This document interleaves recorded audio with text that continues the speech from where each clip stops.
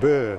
Nyt ollaan menossa American Car Showhun ja mennään vähän tutkailemaan, että mitä sähköautoja täältä löytyy tänä vuonna. Viime vuonnahan täällä oli aika hyvä kattaus, mutta onko tänä vuonna enemmän vai vähemmän, niin se nähdään kohta, mutta on täällä ainakin varmasti tiedetään, että Kokkolan autohuollon Electrified Experience-osasto löytyy. Sieltä pitäisi löytyä muutama sähköauto, mutta varmaan hienoja autoja löytyy kuitenkin, niin mennään katsomaan. Suuri sähköautotapahtuma sunnuntaina 27.4. Tuusulassa Honkarakenteen talonäyttelyalueella. Tule, näe ja koe. fltp.fi. Huolehittaa yhdessä vakuutusturva sille mallille, että voitte nukkua yönne rauhassa ja että laskunmaksupäivänä ei hirvitä. Mene sivulle pohjantahti.fi/Keski-Suomi.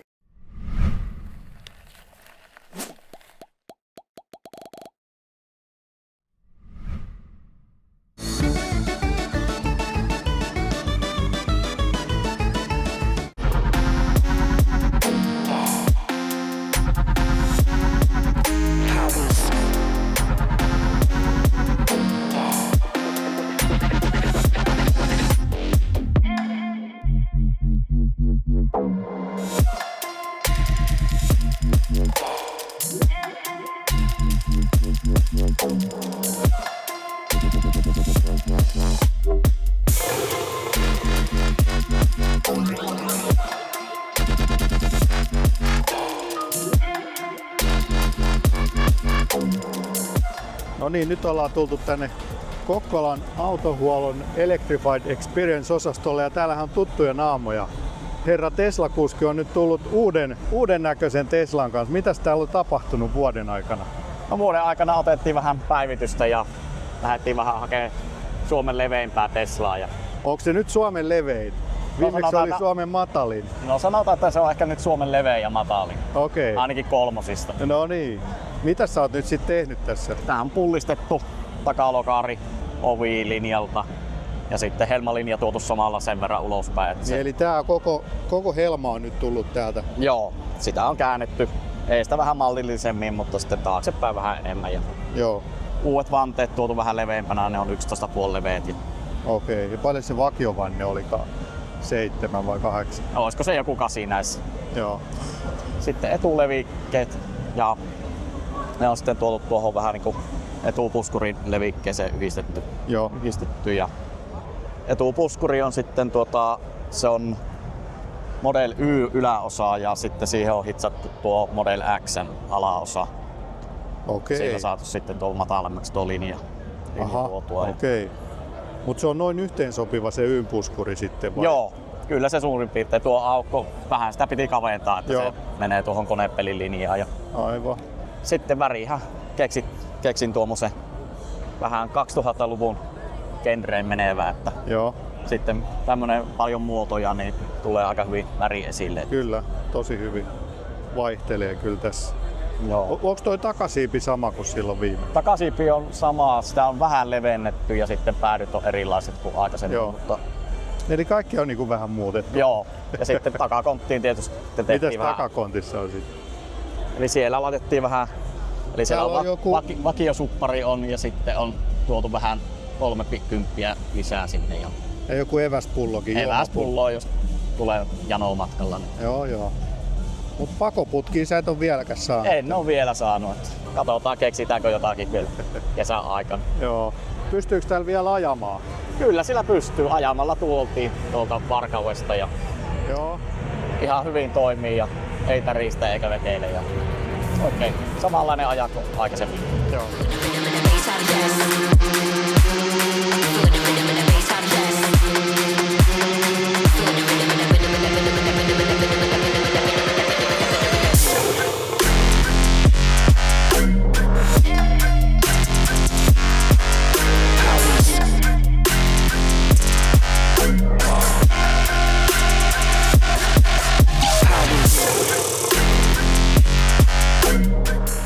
Täällähän on tuttuja naamoja. Tuttuja, morjes. Eri merkeissä kuin viimeksi. Niin on, mutta siis tarkoittaa tämä nyt sitä, että tänne menee kaikki mun sähköautorahat sit polttiksiin vai? Kyllä se vähän näin että valitettavasti näyttää, että kaikki mitä päivätössä tienataan, niin päästään sitten tuhlaamaan tänne. Voi. No mikä tässä on niinku homman nimi? Homman nimi on se, että mä haluaisin alkaa ajaa vähän driftingiä ja sitten me perustettiin firma, eli meillä on Rymaxin maahantuonti, yksinmyyntioikeus Suomessa ja todettiin, että mikä sen parempi tapa mainostaa firmaa, kun brändätään kilpuri ja kuljetuskalusto sitten firman väreihin. Eli nyt on niinku driftingiä sitten tarkoitus. Nyt on driftingiä tarkoitus Renkaita testata. tuhotaan ja... Renkaita tuhotaan mahdollisimman paljon ja tää kesä ajetaan mahdollisimman paljon treeniä vaan. Ja sitten olisi tähtäimessä siirtyä sinne Pro 2 ja katsoa mihin ranteet riittää. Mutta pidetään ainakin hauskaa ja rennonletkeästi sillä lailla, että ei ota turhaa tästä kesästä mitään paineita ja pidetään hauskaa ja ajetaan mahdollisimman paljon. Niin. Alkuun tää ostettiin ihan höntsäautoksi vaan viime syyskuussa ja sitten aika nopeasti tää homma eskaloitu. Lokakuussa haettiin linja-auto ja nyt ollaankin jo messukeskuksessa. Niin. Joo, aika iso meininki päällä. Kyllä. Iso vaihde. Näin se on.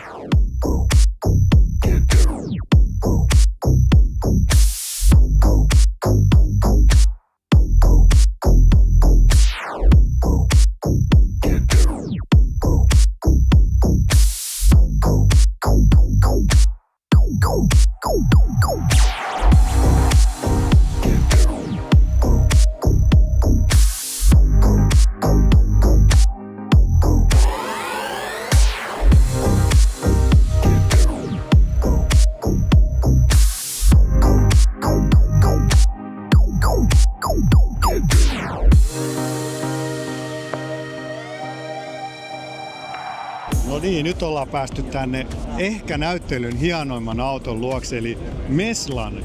Ja Jarmo on saanut vihdoinkin Meslan valmiiksi, niin miltä nyt tuntuu? No kyllähän se ihan hyvältä tuntuu.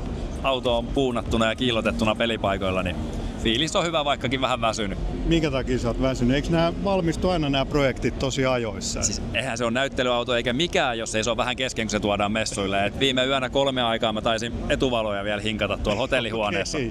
No mutta ne on nyt ainakin siellä vielä jo paikallaan. Että mistä? Nämä on jotkut tällaiset valmiit, vai oot sen siis rakentanut nämä valotkin ihan itse kokonaan? Ne on siis, siinä on kehykset on valmistettu itse, sitten siinä on tommoset projektorityyliset B-ledit, mihin on sitten integroitu tommonen vilkku kautta päivävalokehys. Eli siinä on aika paljon käsityötä ollut siinäkin. Okei, että tää ei ole mikään valmis palikka, minkä sä oot vaan ruuvannut autoon kiinni. Ei.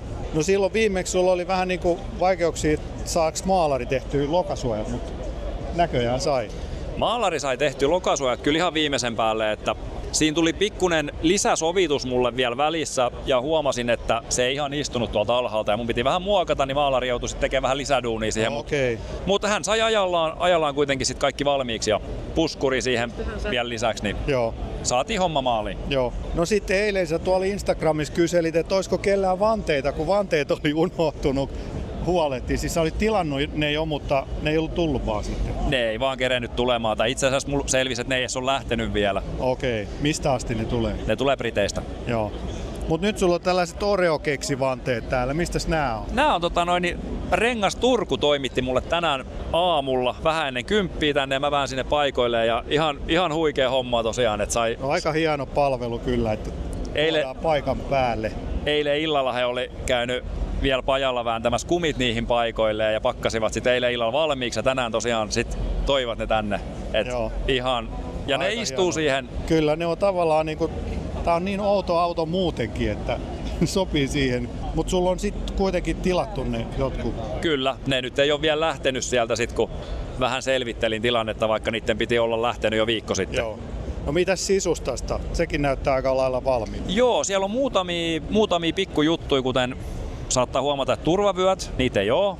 En olisi huomannut. Ja sit vilkun viiksi puuttuu kokonaan. Elikkä semmoset täytyy vielä lisätä sinne ja sitten vähän kiristellä ja katsella, että kaikki on oikeasti kiinni ennen kuin lähtee viemään katsastukseesta. Ja nyt täällä on tällaiset kamerapeilit. Nämä oli sun omaa käsialaa, eikö niin? Kyllä, ne on 3D-mallinnettu itse ja valmistettu ihan kokonaan itse. Siihen on integroitu kamera ja vilkku samaan pakettiin. Okei. Se on ainakin pieni tuo ilmanvastus tossa. Kyllä, se on erittäin pieni. Niin vilkkukin on vielä tuolla. Käsityönä Made in Finland. Onko tossa niinku katsastuksen kannalta jotain haastetta tommosessa?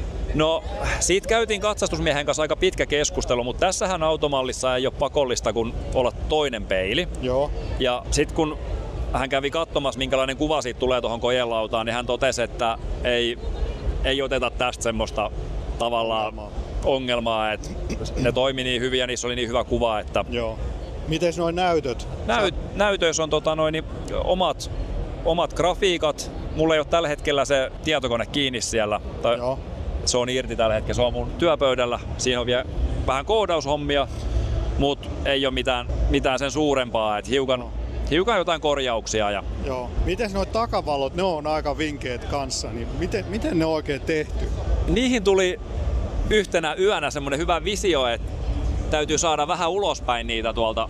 Aluksi mulla oli vaan urat tossa ja ledinauha siellä takana, mutta se jotenkin ei ollut niin hyvä. Ja sitten tuli idea, että otetaan pleksin kanssa hiukan ulospäin niitä ja sitten ledinauha tonne sisälle. Ja ne näyttää ihan mukavilta.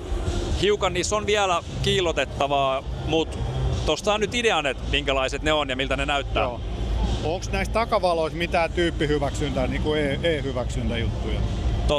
Näähän ei ole millään tavalla hyväksytyt nämä valot, mutta mä luulen, että niistäkin mä saatan selvitä, kun en tiedä, jos laittaa siihen vaikka alkuperäiset valot katsastuksen ajaksi ja sitten heittää nämä sen jälkeen. Joo.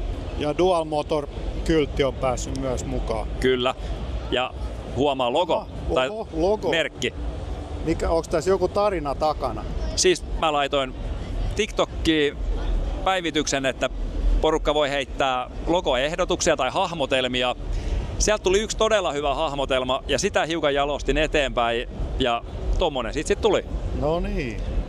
Se on kyllä aika... Siinä on vähän Mersua, siinä on vähän Teslaa ja sitten siinä on Meslaa. Kyllä. No mitäs sitten seuraavaksi? Onko sulla jo uusi projekti odottamassa? No kyllä, sä oot nähnyt sen tallin, mitä siellä odottaa. Siellä on vaikka mitä? Mä luulen, että sieltä lähtee se G-Mersu ja Porsche-rinnatusten putkuttaa eteenpäin. Joo. Et nyt on omat ja vieraat rahat tuhlattu, nyt täytyy tienata seuraavaksi. Okei. Mä muistaakseni viimeksi kysyinkin sulta, että paljon on mennyt rahaa, mutta onko se summa noussut nyt tässä viime viikkoina? Kyllä se on jonkun verran noussut. Joo. Kauhistuttaa ajatellakin asiaa, niin. Eikä uskalla ääneen sanoa. Joo, ei sanota. No mut hei, hienoa, että sait auton valmiiksi ja onneksi olkoon vielä kerran kovasta työstä. Kiitos. Hieno nähdä, että sähköautot tulee paikkaamaan tätä kohta puuttuvien polttomoottoriautojen. Kyllä, siis, harrastus jatkuu.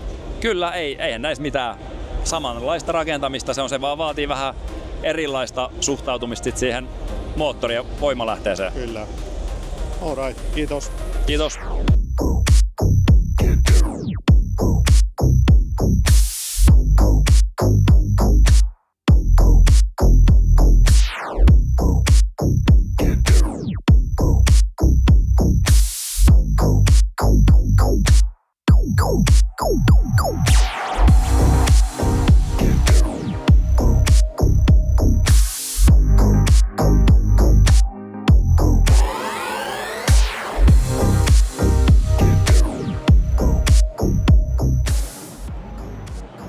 Kato, kun se sopisi niin hyvin siihen sun takkiin.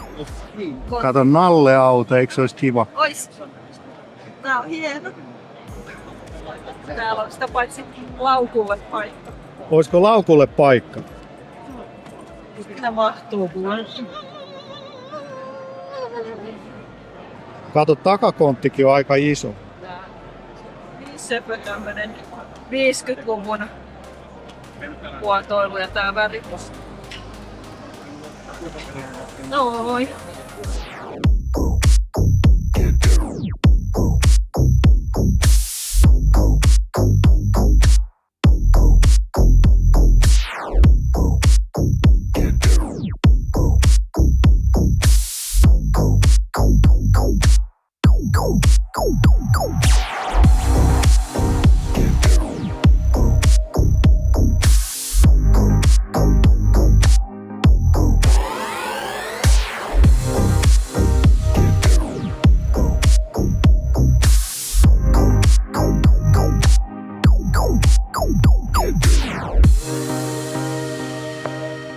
No niin, messut on kierretty ja sähköautot on laskettu ja nyt en tainnut päästä kuin 6 sähköautoon.